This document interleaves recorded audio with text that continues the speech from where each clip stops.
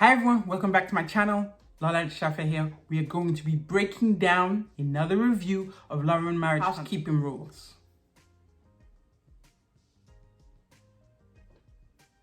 Like, comment, subscribe. I mimed it out and then I gave you the words. But anyway, so we're back at the what should we call it? The ladies get together, ladies night out, but luncheon, taco, meetup, whatever it was, where, in Melody's backyard, ladies are, they've got their little sombreros and they're, having fun. Melody is defending Tiffany. Now, clearly I don't know what's going on, but yeah, it seems a little odd. In real life, I feel like you would, go behind the scenes and, soften, the ruffled feathers of both ends. Oh, she didn't mean this. Oh, she didn't mean it. But it seems like she want to do it at the table in front of everyone, which just seems like. And then she's like, well, no, Tiffany, it's too much.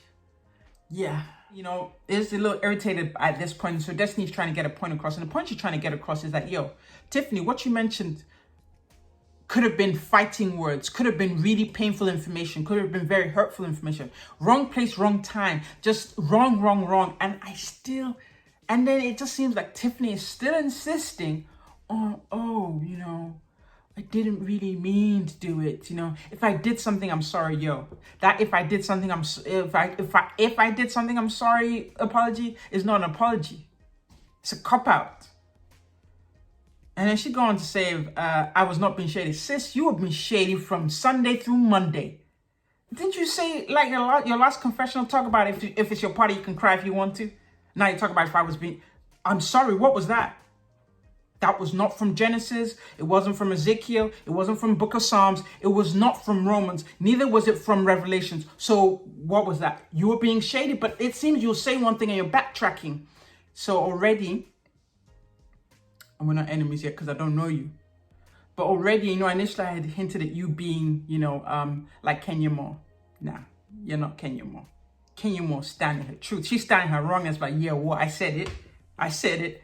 Yeah, Kenya Moore don't trip like this. Because you're saying one thing and then you're like, oh no, I didn't say it. Like, it's like this. It's like, because you were like this. And I'm not sure to think you were in the same outfit. I don't remember. But it seems like, sis, you were being shady. I don't know. It's one thing to say, it'd be one thing when you say, oh, it was some light shade. But you're completely denying it and saying, oh, well, if she wants to hold a grudge. Because it's, it's almost like, this is low-key, like, chick gaslighting. And you're going to do something, throw a stone and then hide your hands. Because that's what it looks like you're doing. I'm sorry. Tiffany, I'm waiting for you to say, show me that. Because sometimes when a camera's on you 24/7, it can catch some of your moments that you weren't so proud of. But there are other moments you'll be like, okay, you know what? You're cool. Because nobody's perfect. But I'm not getting any great light right now. They're not making you look good right now. Tiffany, you're coming up to me. I don't know how I'm probably looking at you. To me, you're looking kind of messy. And not like the Kenya Moore messy where she got like directed bullets. Like she aim right and fire. Like you just spraying. And you're not even using bullets. Like you're throwing out like little pencils, the pebbles. So sis, I'm going to need you to go back, regroup, and figure it out. You're not doing it right now. You're not doing it. So, yeah. So, anyway, so she gives some half-assed apology. Destiny accepts it, so they go on to... Destiny accepts it, but Destiny's not done. I'm with Destiny right now. I'm right there with Destiny because I'm not done. And not necessarily, and it's always, how I say, with a woman, your beef when a guy's cheating or pretending to cheat or doing something, your beef is not with the other woman, your beef is with the person who you have a vow with. Her beef is not with Tiffany, who she don't know. Her beef is with my homie Mel. I thought we were homies. Like, we need to get this together and figure out what's up. So she's like, okay, I got your number. So they go into playing games. They start talking about something about side chick. Tisha says some, like they go around, or have you ever, have you never, and then, what's the name? Destiny's something has an exclamation, and then Tisha says something about, Kimmy talk about, she gives Kimmy a look when she says she's never been a side chick. Yeah, Tisha, if you want your ass beat, keep up with that tone. Keep up to what you're doing, and you're going to get your ass beat. Real simple. That's all. That's what I'm going to say. Because, Kim has already mentioned to you that she didn't feel your support. And then you looking at her crazy, or maybe the cameraman and the editing crew edited it to look like that. Because they're trying to, sensationalize stuff. because either way, it didn't make sense. But anyway, I digress. So they talk about, you know, girl stuff, about oral sex and this and that. Dun, dun, dun, dun. Okay. Yes, they do have oral sex in Alabama. That's what I guess what they're trying to emphasize. Melly's trying to emphasize that even though Martell said it all day, every episode last season, that he wasn't getting who he wanted, she said he was getting almost every day. Okay, and then they go into threesomes and this and that, and yeah. And I think our takeaway at the end of this lady's branch is what's going on between Destiny and Mel. Like, yeah, they've buried the hatchet, you know, but towards the end, we knew it wasn't done, because towards the end, Destiny was she just said really, and I can't remember what she walked off about, but she got up and left. So this is going to be like to be continued. It didn't start off as serious as it was, unless there's something going on behind the scenes that we are not privy to as to why Destiny is really upset with Mel. Because, yeah, she's upset with Mel. And something we're privy to is why, you know, Melody, who we know is as smart as a whip, is not, you know, clocking this. And also willing to, you know, come together to repair. Because at a certain age, and when I say certain age, I think once you're even in your 20s, when you become a woman, when you find certain women that you have something in common with, you enjoy their company, and you can see eye to eye on different areas, you don't just want to throw... Now, I'm not saying that should be a reason why if someone's toxic, you don't walk away. But if there's no toxic, you know, elements to that relationship, you don't want to throw it away for some trivial misunderstanding from a third party. Let's see. But then again, you know, just off the top, you know, Melody could still be mad at, you know... I don't know if she didn't say she was mad, but she could be offended that Destiny did not reveal to her as she was going through the process of divorce. So while Melody had her divorce and all the proceedings on Front Street, Destiny had hers in a little locked box. So Melody might have, you know, feel some way about it. And then of course, Destiny's feeling some way about her introducing someone who's trying to come for her to make her spill the beans about. We've said this before that, yo, if you came on a show with Love and Marriage Huntsville, and you were married and then you're divorced and you think we don't want to know, sis, Destiny, it's not going to happen. I said, you need to tell us on your terms. So she feeling some kind of way that, you know, Melody is going through the back door to try and get this info. I don't know. I'm just speculating here because it's like they seem to really cool. Then all of a sudden, they don't seem so cool. Let's keep watching. I hope they can figure it out because I hate the chicks not getting along. All right, next scene we have Marcel and Tisha. They meet at the top of the hill where Scott Manors are meant to be built, and you know they talk about some family stuff. And don't do business with family. I think we all know this. Like, yeah. For the most part, it's a little tricky to do business with family. I'm just saying. Just saying. I don't know. And then of course they decide to address some rumors. You know. Something about, so, you know, Tisha goes on to talk about a rumor that, you know, Mel told about, showed them. All right, the purpose here right now, I don't know what the hell I'm talking about. Apparently, you know, Mel showed us some pictures or some scenes from when they, you know, did the opening of Chocolate in a Bottle in Houston.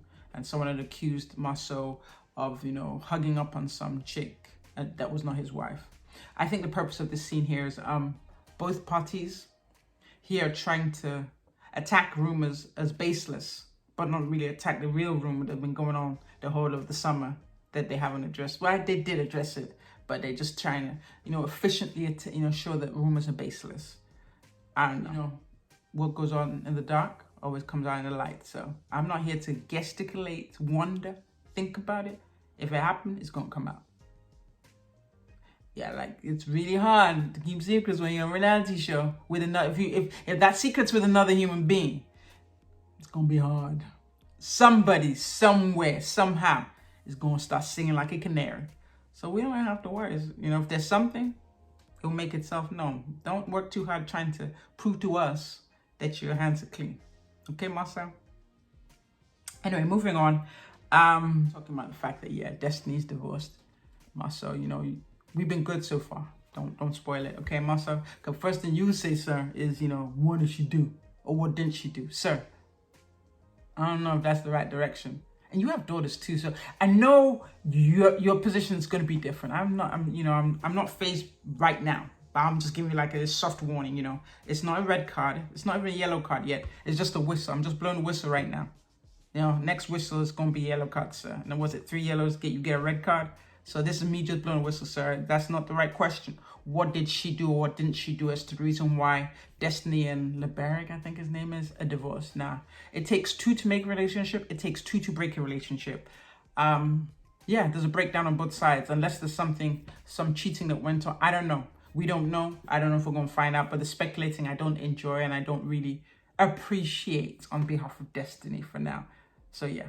And you know, the truth is, truth to form, that's what always happens. They'll be like, you know, they want to blame the woman. Talk about she wasn't doing something. I don't know. So they go on, you know, of course, you know, Tisha's feeling the pressure. Relationships were breaking down, falling down around her. And she's like, I need to save this ship. You know, she's trying to save this ship before it starts sinking. So she's, you know, mentioning stuff about going to therapy. Of course, myself like, yeah, our relationship is perfect. We don't need therapy. Okay, so 2 things. Marcel, your relationship is not perfect, but it's perfect to you. I think a relationship appears to be perfect to you if the person's not complaining, or if you don't hear the complaints, because I don't even think you give her an avenue to complain. So if she does what you want her to do, then your relationship is perfect. But you have said, you've been consistent. In the beginning, you've said where you think a woman's place is, and I think she heard that, but figured she could change you. I don't know. So right now, Marcel thinks his relationship is perfect, but I know the smart Marcel knows that his relationship is not perfect, but he's okay with the way it's running right now. He's not trying to do therapy on TV. I think that's it. All right, so big scene. Well, I don't know if it was a big scene, but I think it was important for me because, you know, I've said Destiny and Melody, they've been friends. I don't need it to end here on the floor of, you know, reality show editing floor. I don't need that, yeah. So anyway, Destiny apparently is arranged a get together, meet up at her place. Yo, Melody, let's meet up. What's up? Melody comes to the door with this huge watermelon. I'm confused. You know, Destiny's confused. We're all confused. Like, okay, all right, sure. I'll put it down for you. I don't know. Maybe you're stopping by the, you know, the farmer's market on your way here, and you just thought this watermelon would be great. Sure, I'll take this. It's a weird peace offering, but sure. So they sit down, and you know, they're both about their life, about it, you know. And they're both coming up. They start the conversation strong. Like, you know, both aggressive. They're both 2 strong women, and they're about that life. They're like, what you're not going to do. They're both coming with that energy. It's like, what you're not going to do is talk to me in that tone. I feel that. Like, tone is yeah. You know what? In this regard, tone is everything. I'm not opposed to you talking to me about things, but if you're coming at me crazy with your tone, it's gonna be hard for me to hear your words. And I feel they're the same way. They're both coming at each other with this crazy tone, so nobody's listening. And so it gets to a point, you know, they get it back and forth. You know, Melody stopped playing, pissing her off by laughing at Destiny trying to express something. You know, so at this point, Melody's not acknowledging the fact that Destiny's kind of hurt. And I think that's because, you know, Melody probably hurt too. I think what we speculated might be what's going on, but I'm waiting to see, you know. Melody mad that, you know, she didn't know that Destiny was getting divorced, and she didn't put it on her show for ratings. And then, you know, what's her name is mad. Destiny's mad because, you know, Melody's coming up with a new character who's trying to, you know, behind the scenes bring out that information she didn't want to make public info. I'm just saying. So anyway, they go back and forth, and then they kind of slow down. They listen to her and then slow down. I don't remember what they said, but what I thought was key at this scene was, you know, Melody's like, yo, you know what? If this watermelon is sweet, our relationship continue. And for sour, we're done. So they go to the table. You know, it's nice. It doesn't look soggy. I don't do soggy. It's crispy. And they both take a bite. I'm like, damn, B, this is sweet. And then I thought that was cute, and I liked it. I don't know who came up with that idea, but I loved it. I'm like, cause I was like, cause you know, sometimes when you get like, you know, a watermelon that's sweet, like it can make everything seem okay. Sweet, cold watermelon. Okay, I digress. But anyway, right now, at this point, at that time of the day, at the time of filming, they seem to have, I won't say they resolved their issues. They put their issues to the side because they didn't come to any resolution. And they haven't really explained to each other why one's mad at the other, honestly. Well, Destiny did kind of explain her disappointment, but Melody hasn't really said anything as to why she, you know, she's only giving us the impression that she's responding to Destiny's aggression. Yeah. So issues not resolved. They've been parked to the side. This is for a later date. Let's continue. We see, you know, the Scotts, their rites of passage to high school. It seems like they really worship the boys. I'm hoping they do this for the girls too. But anyway, they have the Scotts, the boys. You know, they have Monster, somebody called MJ, another lad there. About 3 lads that are, you know, Scots, you know, son of Maurice, son of Marceau, and they have a brother called Michael. He's not filming with them. But anyway, 3 of them, they're there to salute the boys. And you know what I liked here? And the only reason why I'm even bringing this up is the fact that it is good to see young black men being appreciated and applauded just because, being encouraged. Because the truth is, because of the economic situation that a lot of black families might find themselves into, they don't get to pour into their children or celebrate their children other than, oh, he's not in jail. Oh, no. And so seeing this, so these young men have the example of seeing their fathers, you know, wade through being somewhat successful, you know, depending on what level you're talking about, seeing their fathers be successful, see their fathers make money, see their fathers educated, and seeing their fathers turn around and give them time to salute them, time to talk, time to celebrate them, time to pass on these things. Because you meet a lot of men nowadays who will say that they didn't have a father figure. And even some children right now. And it just seems that, unfairly so, there seem to be more black children, more black males not getting the benefit or the influence of a strong, positive black role model. And with time, it's beginning to change. But the influence of having positive role models, particularly as a man, a black man, in an environment that's working against you, is fundamentally important that we can't even underestimate, we can't even play around with it. So when I see this makes me happy to see. It seems so trivial and flimsy, but the implications for me means more than that. Having a son and hoping that I can do something like that for him, where he can know. Because those kind of things hold you accountable as a person, not just a man. You have an example, you've got this, you've got that. You're accountable to someone and something, to a tradition. And so you're not going to give up those things and do, you know, silly things being a youth so lightly and flippantly. You will think twice. And sometimes as a young person, all it takes is just being able to think twice, because sometimes some drastic things happen in just a second. But if you've had that moment to think twice, you've averted crisis. So that's why I like that scene, that's all. Do I appreciate the fact that the banner, once again, only has the boys? I don't appreciate that. Am I hoping they do that for girls? I do, but at the same time, in the note, on the tone it was meant, I can appreciate the tone it was meant. Celebrating these men. We need to celebrate more of our men. We need to celebrate more of our women. We just, as parenting, as parents, I don't want to say do better, because we do what we know, but we need to have more examples, great examples, to continue to escalate and elevate what we know. So we continue to raise our children in such a manner as to, you know, leaders of tomorrow. All right. I got off the soapbox, putting it to the side. We're going to go back to the show. All right. I like the scene. So in the strength of them, you know, still celebrating the boys are put into this, you know, rented, you know, limo van, what it is, outside. And then grown-ups are inside, black, the establishment, you know, the cigar black bar. All right, so, you know, Kimmy standing next to Maurice standing next to Kimmy, and they see Tiffany, Big Mouth Tiffany, and her husband Louis walk in, and she look at him like, yo, so on. She already know. And of course, Maurice is like, yeah, I'm about to nip this baby in the bud. And I love it. Like his dedication to keeping the integrity of his son's reputation and confidence in him and his role as a parent. Bruh, I'm here with you all day. I'm right behind you in black. Let me know. Time, place, I'll show up. Like, he's not playing with his son, and that's what we need to be doing.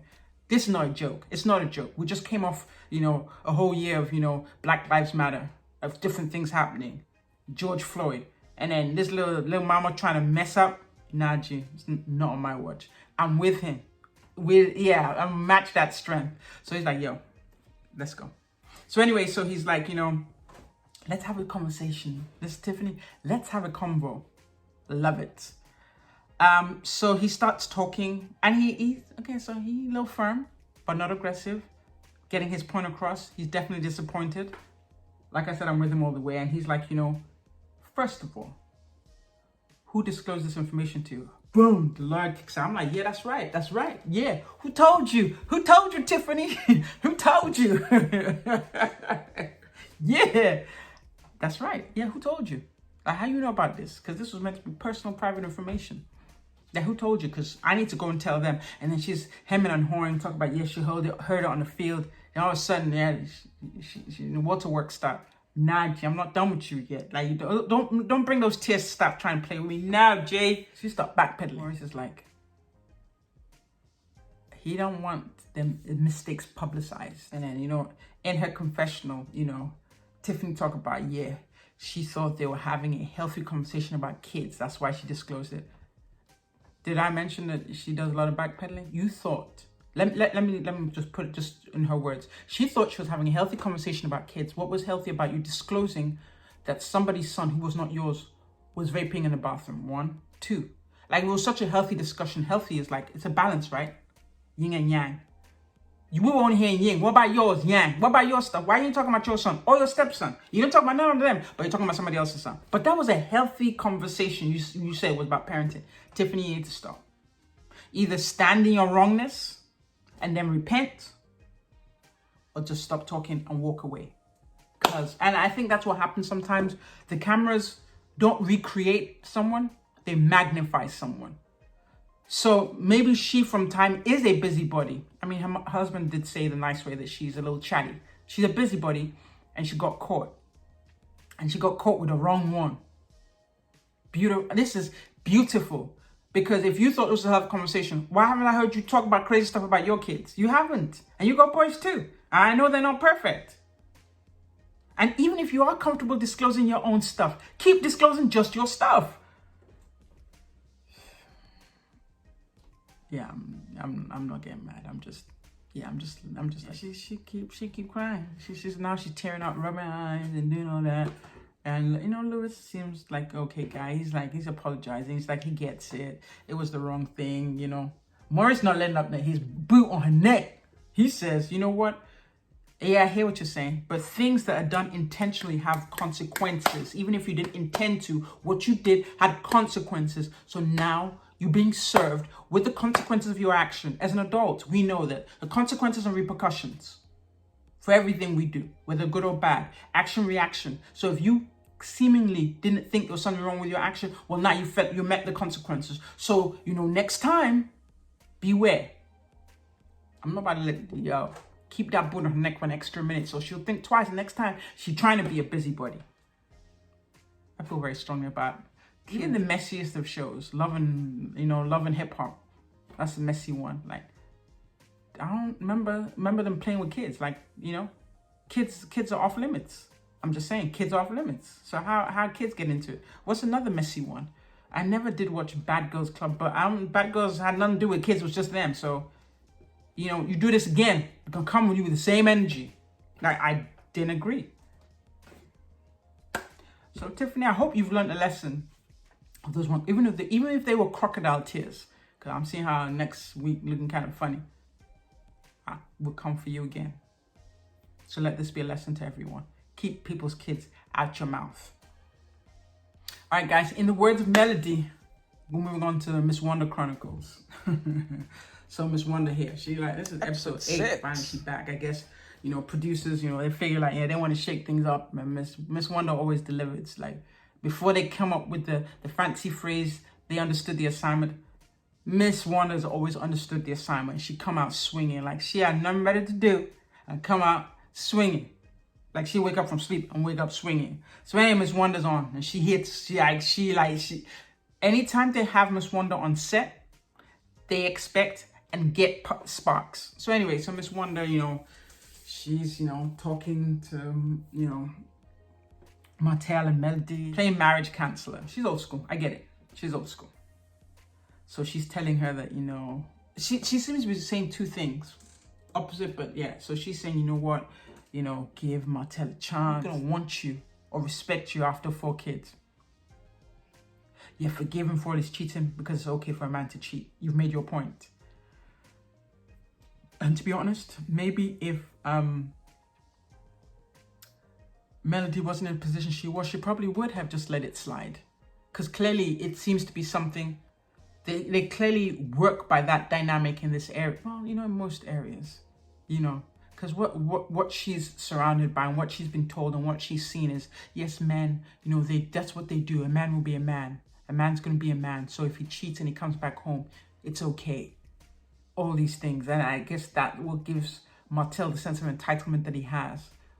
But Melody has, you know, tasted something different. She's had some success. She's on successful shows. She has a successful single. You know, she's gotten a lot of outpouring from the public. So she can step out of what she's familiar with to say, no, I'm not okay with just being pegged into that. I don't have to put up with this. I'm this, I'm that. So this reality show, I want to say, did that for her. She probably would have agreed with her, that who would want her, who would respect her after 4 children. And then could she do better than Martel? Because I won't take that from him. He's a very attractive man. But really, for me, what I've seen, that all ends and starts on the outside, the inside. So I see why Miss Wonder is talking like that, because Miss Wonder's talking from her experience. And that's probably from a woman who probably would fight for herself. There's probably 4, you know, partners who have done that. But she felt like she was really giving Melody good advice. So I don't think she was trying to be mean. She was just speaking from her own reality. You know how when they say you have, you know, you're in a forest and you have a giraffe who's 100 feet tall. I'm exaggerating when I say 100 feet tall, maybe 50 feet tall. And you have a turtle that's on the ground in a shell. They can look at the same tree but have 2 completely different views, and that's it. It's not like Miss Wonder's lying or trying to stoke the fires, but that's her view of it. And of course now, you know, Melody has, you know, tasted some freedom, something outside of her community, and she sees differently now. Yes, she's still in the community, but she's seen different. She is desired by people. She had, you know, this is how bolster up her confidence. And she's an attractive woman and smart too. So she has everything going for her. So she's seen that she doesn't have to put up with it. And I think that helps with the woman and confidence. So sometimes when we're confident in ourselves, we then decide and walk around and don't put up with what we don't need to put up with. The point here is, you know, having confidence in yourself, having belief in yourself, loving yourself really is the end and the beginning for how you walk into this world and what dictates what you get from this world. Because if you walk into this world not believing you deserve anything, then you won't get it. No one's going to run around and give you something you don't think you deserve. You won't get it. So you get the short end of the stick. But if you walk around like, yes, I'm owed this. You know, that's why, you know, there's someone like to watch Funky Dineva always describes himself as a rich white woman, because that sense of entitlement, you know, gotten everything since they're children. That's what they deserve, and that's it. And so they get it. But if you walk around like you don't deserve it, you chances are you probably won't get it until there's some kind of revelation to bring you back around to realize that, you know what, sis, stop. You actually deserve that. You deserve better. Wanda here for another couple of episodes. She's about to shake things up. Things about to be shook up. So here we are. So we'll stop right now until the next episode. It's been a pleasure. Don't forget to like, comment, subscribe. Like I was saying, things get a little different around here. My schedule's changing, but I'm going to do my best to be here. Maybe not on time, but I'll still be here with my reviews. Thanks. Lola, over and out.